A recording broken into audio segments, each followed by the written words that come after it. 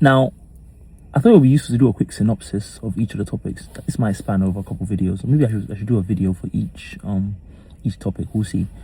But like I said, the idea initially, actually, I didn't mention this before, but initially the idea was to try and pick something from like roughly January to December. So obviously Trump got inaugurated in January, and the last topic you can see on the list here happened around end of October, early November-ish. I might play around with this order a little bit because I think the order is not necessarily that important, but I think all these topics somehow can be related in the sense of, again, what do they tell us, or what do they tell you at least about 2025? The format of the conversation I'm looking for is probably going to be more, it's an annoying car going off. Oh, there we go, it's off.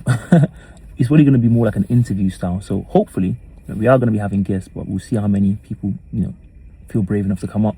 I'm going to be asking some pretty direct questions to my guests around, what does this say to you about, how the year played out?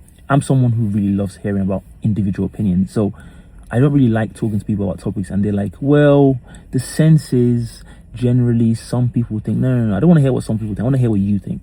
So it's like, what does Trump's inauguration in 2025 say to you about the kind of cultural moment we're in? Now, to me, as someone who really follows politics and stuff, I know that Trump was elected in large part, the economic angle was quite big, but it was actually in large part because of maybe immigration, but also something quite important socially is the whole repudiation of woke culture, as the right sees it.